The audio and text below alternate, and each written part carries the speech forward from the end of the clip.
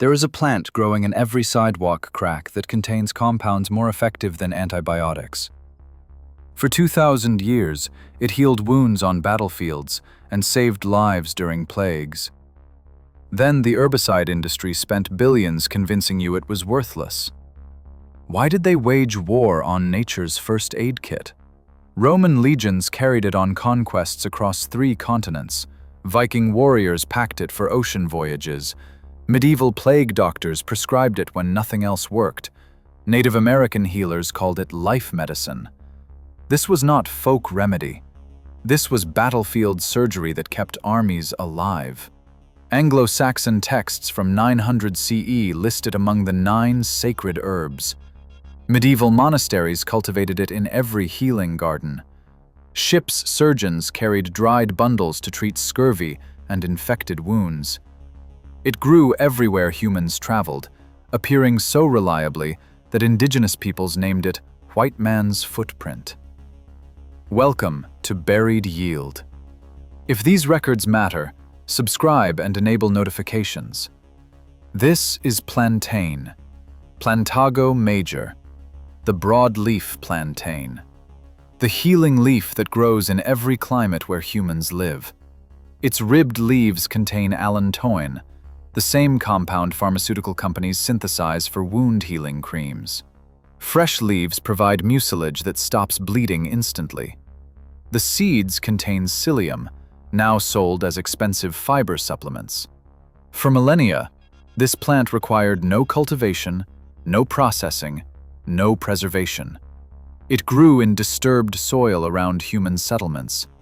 It followed trade routes and military campaigns. It appeared wherever people needed healing most urgently. The leaves could be chewed and applied directly to cuts, burns, and insect bites.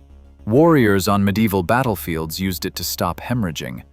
Crusaders called it knight's medicine. The fresh juice reduced inflammation and prevented infection without any pharmaceutical processing. Native American tribes across the continent integrated it into their healing systems before European contact. They used it for snake bites, spider stings, and deep cuts. Children learned to identify it as emergency medicine that grew everywhere. Families gathered it during summer and dried it for winter treatments.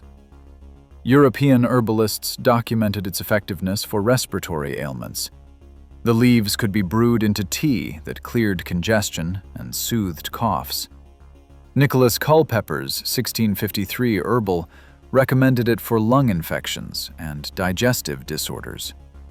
John Gerard praised its ability to heal old wounds that refused to close. Ships carrying colonists to the New World always included dried plantain in their medical supplies. Explorers used it to treat dysentery during long expeditions. Frontier families relied on it when formal medical care was months away. It represented medical independence for communities far from European physicians. But this abundance created a fundamental problem for emerging commercial systems. A plant that healed wounds without payment could not be controlled. It could not be patented. It could not generate recurring medical revenue. It represented healthcare sovereignty that threatened developing pharmaceutical interests. The systematic destruction began with suburban lawn culture in post-war America. Chemical companies needed markets for herbicides developed during World War II. They targeted homeowners obsessed with perfect grass monocultures. Every plant that disrupted uniform green lawns became a designated enemy. Plantain was particularly threatening because it grew so successfully in compacted soil where grass struggled. Its broad leaves were impossible to ignore. Its rosette growth pattern made it highly visible in manicured landscapes. Property developers demanded its elimination from residential areas. Scott's company began marketing herbicide products specifically formulated to kill broadleaf weeds while preserving grass. They sponsored television advertisements showing frustrated homeowners battling invasive plants. They funded research that emphasized aesthetic standards over ecological or medicinal value. Homeowners associations wrote covenants prohibiting natural lawn diversity. Municipal codes began requiring maintained landscapes free from designated weeds. Social pressure developed against anyone who allowed medicinal plants to flourish around their homes. By 1960, Americans spent millions annually poisoning the most accessible medicine on Earth because it disrupted their landscape aesthetics. Chemical companies had convinced suburban families to eliminate free health care from their immediate environment. The pharmaceutical industry simultaneously began synthesizing compounds found naturally in plantain.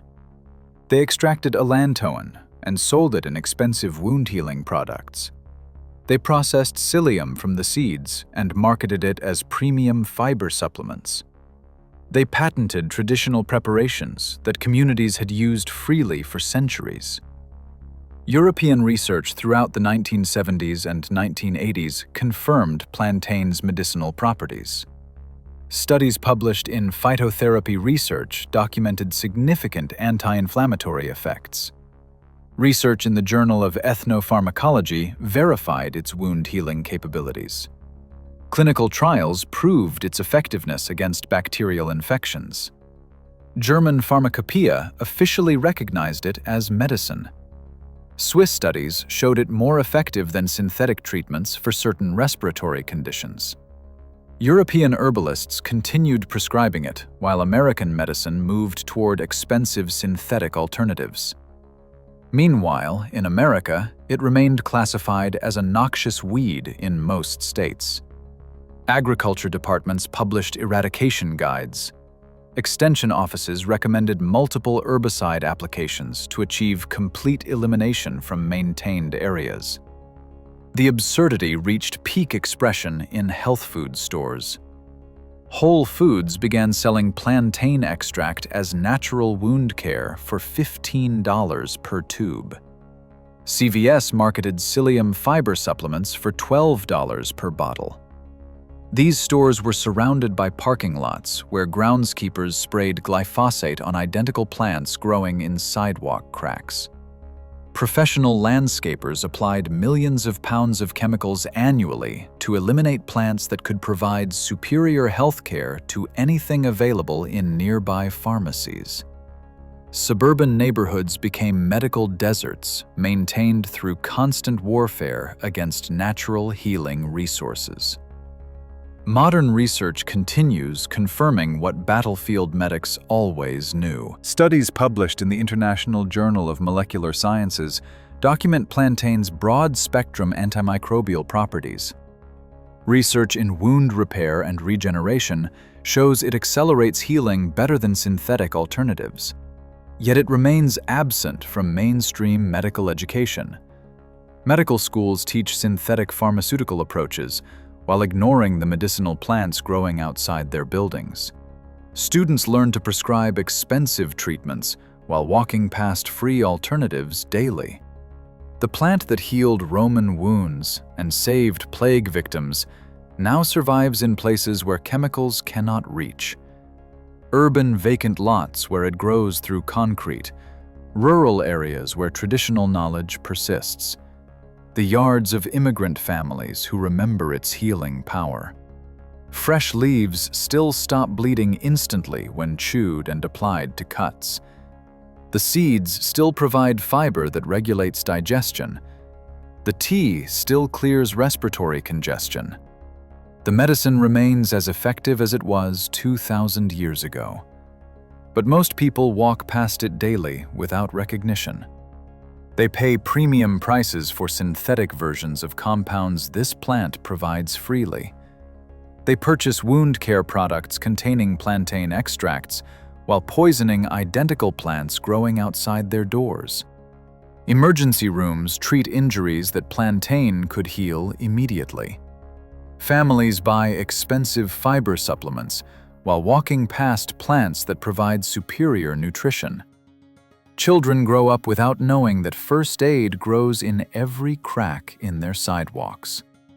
The systematic suppression of plantain represents more than botanical ignorance. It demonstrates how traditional medicine can be erased when it threatens commercial healthcare. It shows how natural abundance can be criminalized to create profitable scarcity. The plant that followed human civilization across continents now grows without permission in marginalized spaces. It appears in disturbed soil where development cannot reach. It offers the same healing to anyone willing to remember its gifts. That accessibility is exactly why it had to be eliminated.